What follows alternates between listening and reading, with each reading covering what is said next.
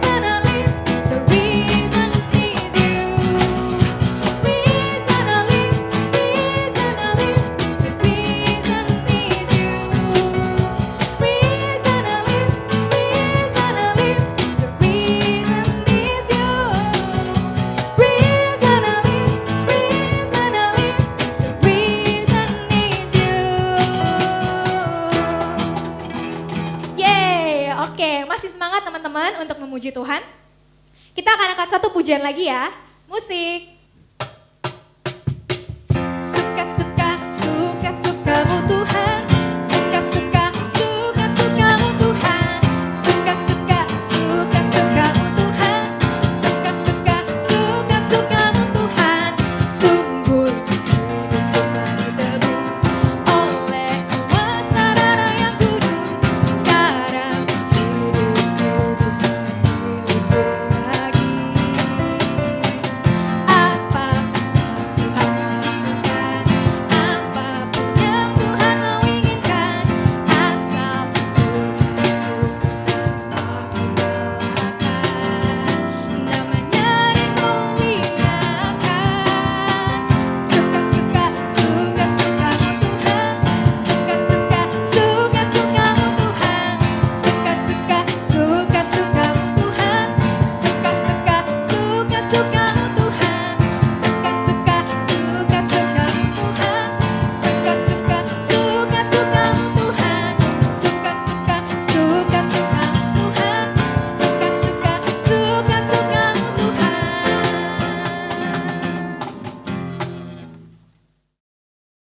teman-teman, kalau tadi kita ada memuji nama Tuhan bareng-bareng, kali ini gua, Esther, dan rekan yang paling ganteng, Yoap, akan menemani kalian dengan topik yang menarik hari ini. Yang pasti berguna banget buat teman-teman di rumah. bener banget.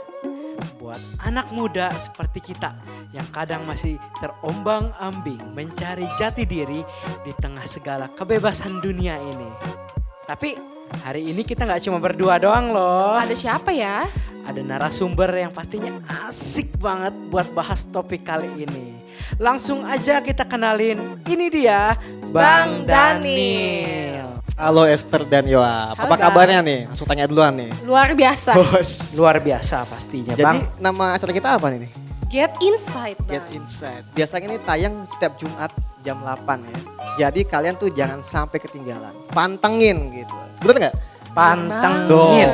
Terus jangan lupa diapain biasanya nih kalau di YouTube? Jangan lupa buat di-share, jangan lupa buat di-subscribe, dan buat nyalain lonceng notifikasinya. Jangan lupa ya teman-teman, buat setiap hari Jumat nonton. Tema kita hari ini apa sih? Apa ya? Freedom, di belakang nih ada tulisannya Oh, freedom. freedom. Kebebasan. Nah, teman-teman, tahu gak sih arti freedom itu kebebasan apa? Yang pasti kita tuh sebenarnya bebas untuk melakukan apapun. Tuhan tuh udah kasih kita kesempatan. Tapi terkadang anak muda itu malahan menggunakan kesempatan itu untuk berbuat dosa, bukan untuk merdeka dari dosa. Nah, pertanyaan pertama Bang, jangan deg-degan ya Bang, jangan grogi, santai aja. Kita mau tahu apa sih menurut Abang nih kebebasan menurut pandang orang Kristen? Udah khotbah kayaknya Esther tadi di awal-awal. Biasa ya. Kalau buat gua ya, kebebasan. Gue suka pegang ayat tuh Yohanes 8 ayat 31 sampai 33. Itu makna kemerdekaan. Di situ kan Yesus dia ngomong ke orang-orang Yahudi yang percaya.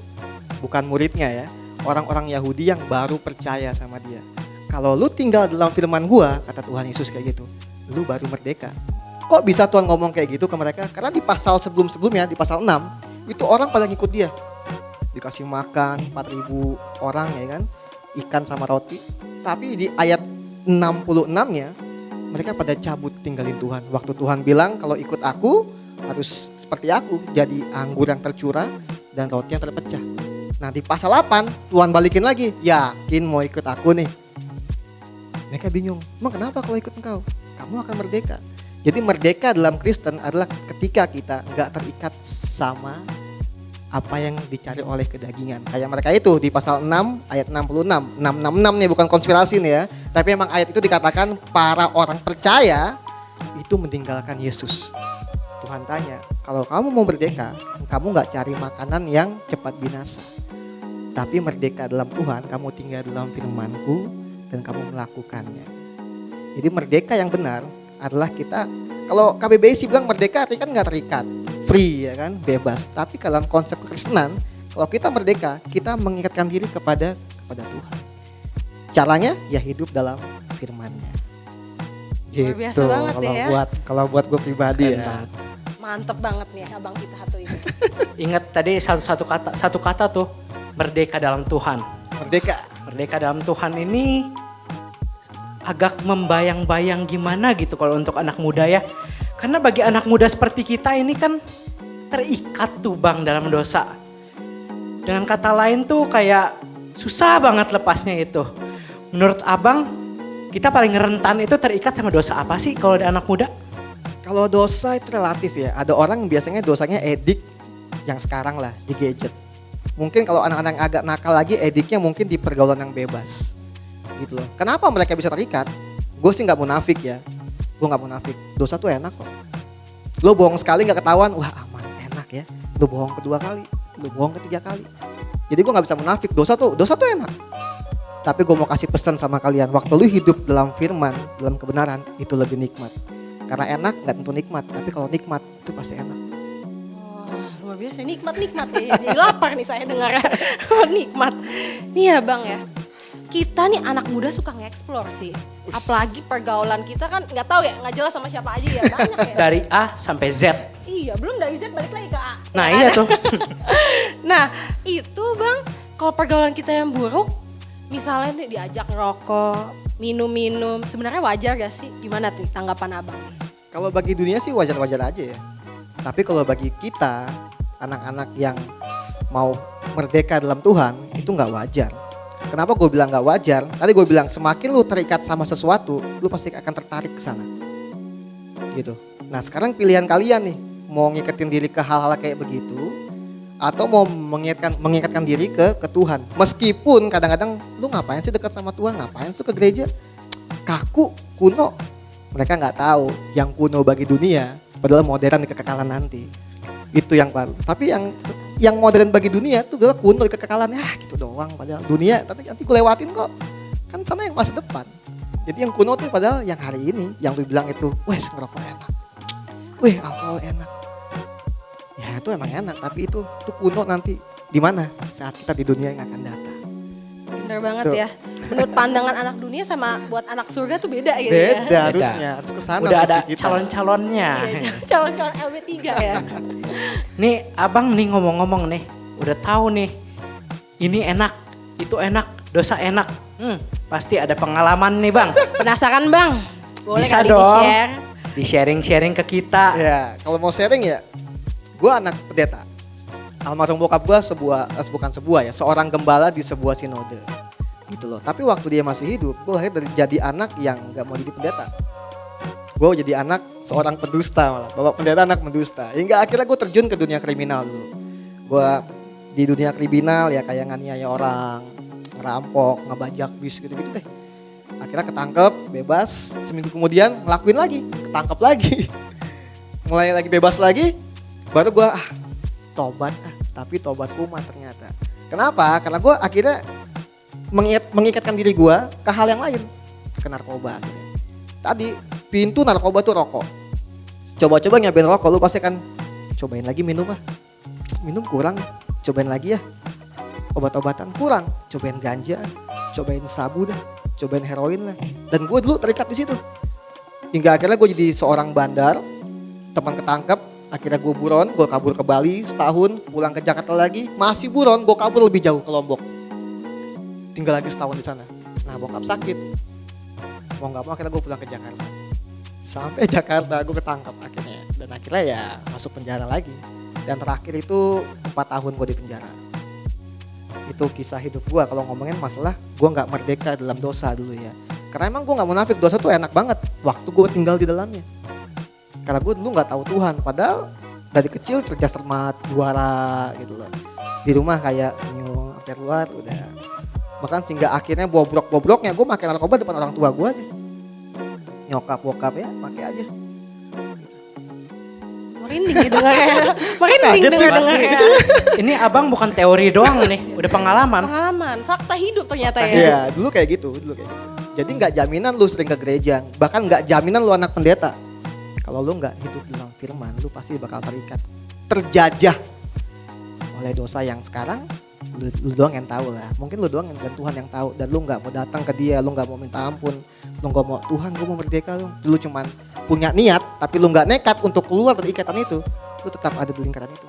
Dan ini sangat bahaya. Jadi harus nggak cuma niat, lu harus nekat.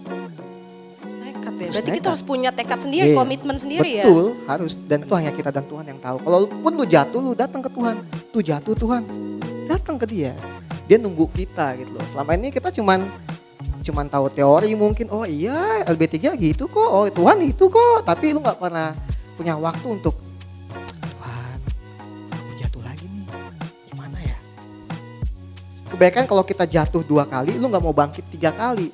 Tapi lu bangkit cuman 2 kali lagi. Ya akhirnya ya balance. Ada godaan lu. Maksudnya lu jatuh 2 kali, lu bangkit 3 kali, bahkan 4 kali. Gue pakai teori dalam hidup gue bola bekel biasanya. Kalau gue semakin jatuh, gue harus lompat semakin tinggi. Jadi gue nggak akan lagi terikat di sana. Jangan pikir sekarang gue udah bebas gitu loh. Enggak, kadang gue juga masih emosian. Kadang lagi naik motor nih, ya kan. Gue ngojek sambil kuliah, ya kan. Kadang pakai helm gitu kan, disalip motor. Emosi, gue ludahin.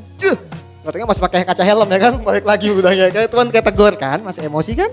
Oh iya Tuhan mampu, langsung berhenti lap kaca. Tuhan. Memang susah, tapi itulah perjuangan kita melawan penjajah, yaitu daging kita.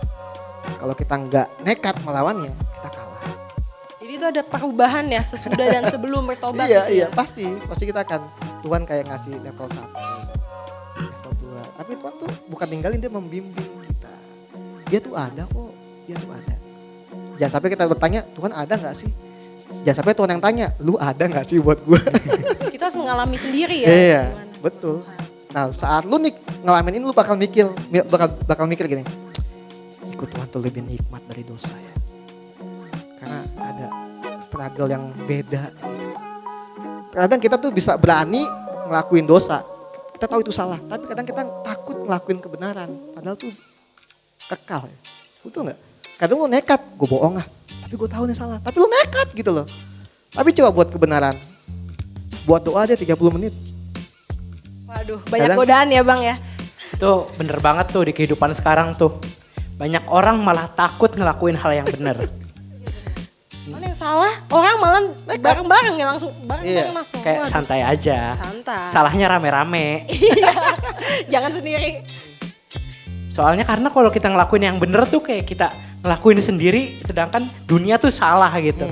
Kayak kita dipandang beda gitu ya dari Betul. dunia. Terus kalau untuk abang ini nih, kan tadi udah cerita ya pengalamannya, gimana struggle-nya menghadapi itu. Dimana sih titik baliknya itu ketika abang sadar, oh ini gua salah, gua harus kembali nih. Ada Tuhan yang menunggu gua untuk gua kembali. Itu kapan sih abang sadarnya? Titik balik gue tuh di penjara. Waktu gue baru masuk, kita nyebutnya kapal besar ya. Karena masih sel polsek itu masih kapal kecil gitu loh. Tapi kalau udah di Cipinang itu kan penjara terbesar kayaknya sekarang di Asia Tenggara ya. Waktu gue masuk sana, tuh gak ada siapa-siapa. Gue botak kecil hitam gitu kan. Digebukin lagi sama napi sama sipil, gue diem aja. Aduh. Hingga akhirnya gue ketemu teman gue di dalam. Teman gue itu pernah beli barang sama gue. Akhirnya gue gak digebukin sama dia. Justru gue malah dikasih narkoba sama mereka. Di penjara. Gue pakai dong. Karena belum tahu. Karena gue ngomong kayak Tuhan gak ada deh. Kalau lu emang Tuhan, gue bilang di penjara gitu. Bebasin gue hari ini juga. Ternyata Gak bebas. gak bebas. Gak bebas. Di situ gue makin down, Tuhan gak ada kayaknya. Kayak Tuhan gak ada. Tapi waktu gue make lagi narkoba di penjara, di situ kayak suara yang nyentuh banget gitu kayak, kenapa kamu menyelipkan aku nak? Gue diemin. Pas kedua, kenapa kamu menyelipkan aku? Itu dalam hati tuh bang. Iya, lembut suaranya, gue nggak bisa gimana, susah itu suara kayak di gini. Cipinang itu tuh ribuan orang di sana, ribuan orang. Tuh bisingnya udah kayak pasar kali 3 kali. Rame banget, rame. Tapi ada suara kayak gitu tuh kayak sunyi, dan hanya ada suara itu. Dan pas suara ketiga itu ngomong, kenapa kamu menyelipkan aku? Barang gue buang. Gue pergi ke pojokan penjara itu, jadi kayak gedung gede gitu, gue nangis di situ. Nah, mungkin napi-napi lama ngeliatin kali ya, nih anak kecil ngapain, anak kecil di pojokan, iya nangis-nangis di pojokan. Situ gue bilang, lu siapa? Gue bilang, lu siapa? Tapi gak ada jawaban. Di dalam penjara itu gue akhirnya milih untuk diam diri, gue gak makan 3 hari, gue dikasih makan, enggak. Gue gak mau, karena gue udah biasa nyabu ya, kalau orang pakai nyabu tuh bisa gak makan 2-3 hari, jadi udah biasa gitu, gak makan gitu. Wah, sudah. Hingga akhirnya ada napi, lu gak kenapa katanya, lu ke gereja aja katanya, agama Kristen ya, akhirnya gue ke gereja. Di situ baru gue tahu gitu loh kalau dia tuh hidup. Bahkan saat lu berdosa pun dia cuma ngatain lu, aduh kenapa sih kamu nak, kok kamu milih dosa, kamu gak milih doa. Itu ada, cuma kadang kita gak sadar. Kita masuk kamar itu di pojokan rumah gitu, kamar kita gitu. Doa gak nih anak? Ya malah main handphone, ya tidur. Doa, tuh Tuhan ngeliatin gitu loh. Dan gue ngerasain itu waktu gue di penjara, gue gak punya siapa-siapa, gue makan pun susah, makan berantem, mandi berantem, tidur pun gak bisa kayak pistol lah kita nyebutnya, ngekuk gitu kan. Itu tuh kayak pepes ikan jadinya lurus, diem gini ya, lu tangan lu begini ditepok sama napi lama, emang rumah nenek lu gini ya gitu kan. Bahkan kalau lu gak bisa bayar duit, lu tuh tidur berdiri, makan jongkok, ngadep tembok, dan setiap pagi lu keluar. Ngapain lu madep matahari? Itu siksaan kayak gitu. Makanya kalau nggak keluar penjara gila, biasanya dia mati di penjara, stres. Luar biasa Iya, ya, jadi abang masih ada di sini ya. Di Iya, tengah ini tapi gue bersama nggak kita. gila nih di sini nih, iya. masih Luar waras biasa, nih. abang masih sehat Jadi loh. gila, ini loh. Iya, jadi kayak gitu. Jadi bahaya banget kalau kita udah terjebak, tapi kita lucunya orang tuh tahu dia berdosa, tapi dia nggak berusaha keluar gitu loh. Malah sengaja di zona nyaman itu aja. Menikmati Menikmati gitu. Itu biasanya terjadi karena pergaulan yang buruk gak sih? Biasanya karena pergaulan yang buruk jadi kita bisa terikut-ikut juga kan. Iya. Nah gimana sih menurut abang nih pergaulan yang buruk supaya kita hindari gitu? Yang pasti gini, siapapun orang dekat kalian, kalau dia nggak mau dekat sama Tuhan, mending lu jaga jarak. Walaupun temen deket juga. Iya, kalau itu nggak, bahkan kalau pacar lu lah, kalau itu nggak mau dekat sama Tuhan, mendingan. Gue pernah buat quotes ya, seiman nggak tentu berkenan. Justru malah yang seiman biasanya tuh hidup dalam perceraian nanti. Karena teman gue banyak yang udah tobat, ya cerai sama istrinya. Sedih, tapi kita nggak bisa ngejudge dong. Justru kita melihat hal ini, kita malah melihat, semoga one day gue nggak kayak gitu. Makanya akhirnya jangan salah pilih pergaulan. Nah buat kalian yang nonton nih, gue kasih saran buat kalian. Kalau mau punya pergaulan, di sini. Home Gajah Mada. Home Gajah Mada. Iya, cari tahu tuh nanti tuh. Di komen langsung, di mana Home Gajah Mada tuh? Gitu, nanti admin langsung, di sini. Jadi harus punya komunitas. Harus punya komunitas. Kita nggak bisa sendirian. Oke bang, gini bang, tunggu. Itu kan kalau kita awalnya komunitasnya di home ya. Kalau misalnya kita udah terjebak di pergaulan yang salah, semuanya serba salah. Terus kita mau bangkit, kayak cerita abang nih tadi bisa bangkit kan. Tapi ternyata nggak ada yang support kita. Nggak ada lagi orang yang percaya sama kita. Kan sering banget kan kejadian kayak gitu kan. Menurut abang biar kita bisa bener-bener bangkit, bisa merdeka dari dosa itu, apa hal yang harus kita lakukan? Oke, pertanyaan ini gue pandang di dua sisi ya. Satu, kalau lu korbannya, lu orang yang, aduh gue mau berjuang nih, tapi nggak ada orang. Satu, lu harus gini, biasa lu jangan jadikan diri lu kayak jaim, jaga image. Tapi harus berani keluar ngelawan, gue harus cari komunitas. Sisi lain yang gue lihat, kalau kalian orang komunitas, kalau kalian ketua komsel, kalau kalian mungkin kalian leader komsel, leader youth gitu loh. Kalau lihat orang-orang kayak gini, deketin. Di follow up, bukan di blow up. Rangkul mereka juga butuh komunitas. Karena kebaikan gereja jadi eksklusif gitu loh. Harusnya gereja kan eklesia, bukan eksklusif ya. Maksudnya gereja eklesia, keluar gitu loh. Kalau kalian sisi pandang kedua ya, kalau kalian ini komunitas, kalian punya orang, kenal orang-orang kayak gini, ayo rangkul mereka. Jangan lihat dosanya, lihat pribadinya gitu loh. Lihat jiwa-jiwa ini gitu loh. Tapi kalau kalian yang tadi gue lihat sisi pertama, kalian pelaku, oke, datang ke Tuhan dulu dan berdoa. Tuhan ini benar nggak komunitasnya ya? Apakah ini cuma komunitas yang ngumpul ketawa-tawa? Apa ini komunitas yang ngumpul gue semakin dekat sama lu Tuhan? Gitu. Tapi lu jangan nyerah. Pasti saat lu berjuang untuk hidup benar ada ujiannya. Lu hidup dosa aja ada ujiannya, masih hidup benar gak ada ujiannya gitu loh. Nah di sini kadang-kadang lu bakal ketemu orang yang, aduh kok gue malah digesek ya. Akhirnya lu pindah gereja itu salah. Itu bukan salah gerejanya, salah elunya. Berarti nggak bisa nerima orang di sekitar lu. Lu mau diterima, ya terima orang di sekitar lu lah. Gitu. Tapi satu tips gue, lu berjuang. Sekalipun orang anggap rendah, lu masih berharga di mata Tuhan kok. Asal lu mau hidup berkenan. Tapi kalau lu sisi keduanya tadi, lu orang komunitas, tugas kita nih. Kalau ada teman-teman kita yang jatuh, ayo rangkul. Ya, ayo follow up, lu kemana? Ayo gimana jatuh lagi? Udah semangat lah. Yuk datang yuk, worship yuk. Ada Zoom kok, ada Google Meet yuk komsel. Oh kayak gitu. Bukan diomongin, digibahin, ditinggalin. Itu bukan komunitas namanya. Kalau gini loh, waktu gue bertobat, gue bebas penjara, gue pernah ke sebuah komunitas. Gue bingung, kok di gereja malah kayak munafik ya? Justru teman-teman gue yang hidup dosa itu lebih solidaritas, lebih kuat loh. Tapi kok pas gue masuk ini, kok gereja malah kayak gini ya? Kok jadi istilah teman gereja ya? Setelah bebas gereja, bukan teman lagi gitu loh. Ini yang miris kadang-kadang sekarang. Nah, untungnya nih guys, di GSKI Gajah Mada gak kayak gini anak-anaknya. Karena gue kenal mereka semua, gue tahu pokoknya. Jadi pilihlah ini komunitas yang bener lah gitu. Ya, pergaulan yang benar menentukan masa depan kita ya kan. Betul banget. Komunitas juga tuh penting banget. Komunitas, kalian harus punya komunitas yang baik. Nah, aku ada pertanyaan nih untuk abang. Aduh, sangat penting nih untuk anak muda nih. Tips dan bagaimana caranya nih bang, agar tetap bersih, tidak jatuh dalam dosa lagi. Satu tadi udah komunitas ya. Kedua pasti hidup lu pribadi dengan Tuhan. Tuh jangan sampai ada orang yang tahu. Cukup lu sama Tuhan. Jam doa lu, gitu loh. Jam baca Alkitab lu. Itu nggak usah digembor-gemborin lah. Komunitas, lu punya keintiman sama Tuhan. Yang ketiga, lu harus punya kesibukan. Gue nganggur bang, ya udah cari yang lain kayak. Lu bisa ngapain mungkin? Lu bisa searching video-video YouTube atau apapun. Tapi jangan sampai lu kosongin pikiran lu sendirian. Karena biasanya emang orang yang suka mengingat itu orang-orang bahaya. Lu suka sendirian, akhirnya lu kalau cowok nonton film gak bener. gitu loh. Kalau cewek nanti malah gosipin akhirnya ketemu teman lain gitu loh. Jadi penting banget komunitas, keintiman sama Tuhan, dan lu harus punya kegiatan. Karena kenapa punya kegiatan? Karena emang kita manusia itu udah kodratnya itu bekerja, bukan bermalas-malasan. Kerja tuh bukan harus yang terima gaji, enggak.